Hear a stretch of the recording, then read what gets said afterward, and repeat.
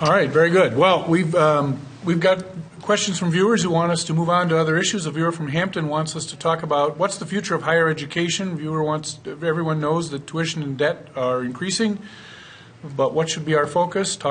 This viewer talks about vocational training, but also notes that many employers are now requiring a 4-year degree for jobs that actually may not require a 4-year degree. There are a lot of issues embedded in that question, but let's take generally the question of higher education. Let's start with you, Representative Pawlowski, because I know you've had a real interest in that topic. For the past year, I've been monitoring with several other legislators the impact of the 2017 bill. And unfortunately, what's happened is on February 5th, Winona State announced it was making $6.2 million in cuts as a result of the way that bill was structured, and partially because the bill did not even remotely anticipate what's happening with declining enrollment.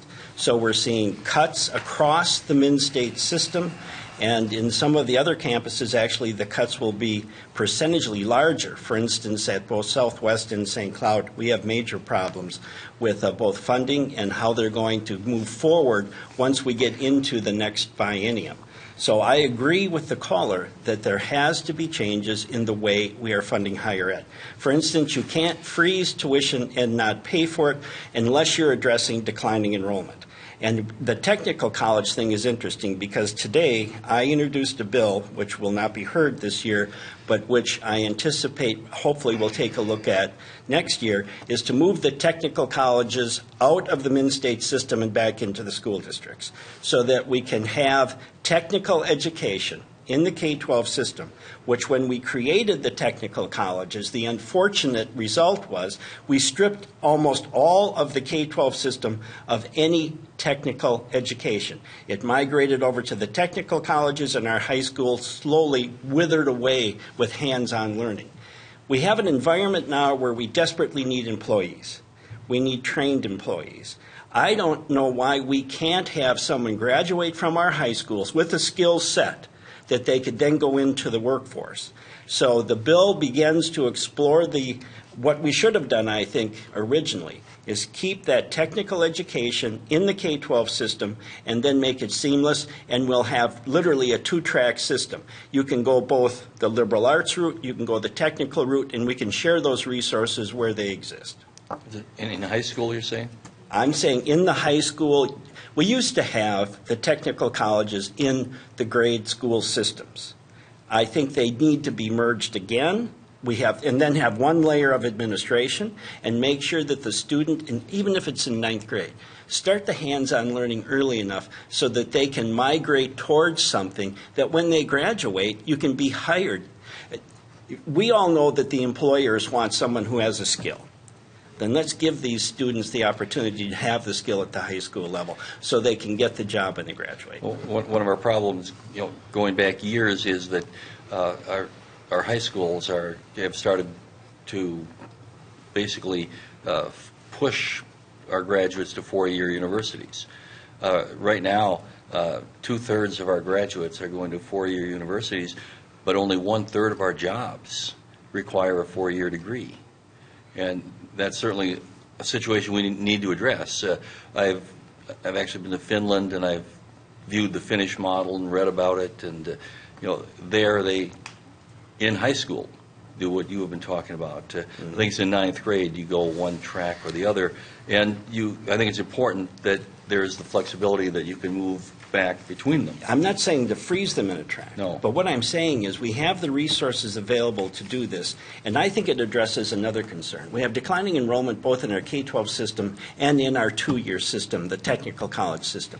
I think this helps address that concern because we would have simultaneously these students moving back and forth. I don't see any reason why we can't do this, and actually the bill says that Minn-State should present us with a plan. Well, and the onus on them, I'd like to see this. Instead of doing charting the future, which is going nowhere, why don't we talk about charting the present so we have a decent future? Well, I also think you need to change the mindset that if you have a college, if you're a kid, if you're in high school, that there's a mentality that says, if I don't go to college, I'm a failure. And I think we have to change that mindset. My daughter is going to Minneapolis Technical Community College. She loves it. She's going for web design. You don't need a 4-year degree for this. So many, our industries are all changing. So, She's your constituent. yeah. So, well, she doesn't live there. She votes at home. She spends her days there. She does. But my other daughter said, as she came up to me, I think it was last year, she was a sophomore, she said, I want to go into auto mechanic. I went, okay, they make a lot of money. But you can't, I think there's this mentality you have to break through in the high school system itself, in the school systems itself, that says you're not a failure if you go to a technical college. Matter of fact, you can have a very fulfilling career there. Well, how many of us have been to events where we've been told there is not a workforce available? We have a potential workforce graduating in every one of our districts.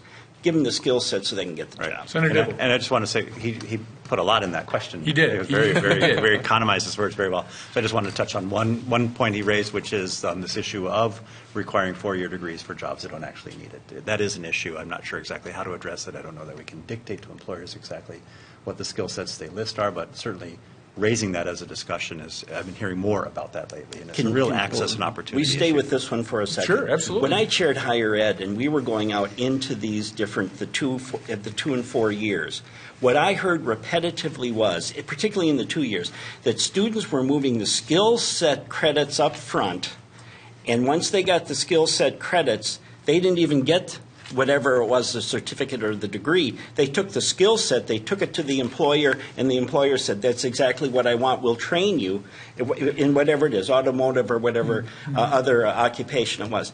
That's the mindset we need. We need that type, and the employers, I think, are begging for it now. They need the employees. Well, shop courses in our high schools are not at Gone. all what they used to be. They're gone in a lot of areas. In my case, Mr. Tverdik asked me to leave shop after ninth grade. But there are other reasons for that. Well, I went to Glencoe High School, and at Glencoe we had a big FFA presence, but we also had a metal shop. And they had equipment that rivaled some companies, which was great because you learn to deal with farm equipment, but not just that, but also be able to do metal fabrication. So that's been changed. That doesn't happen anymore. It's been replaced by other priorities that school districts have.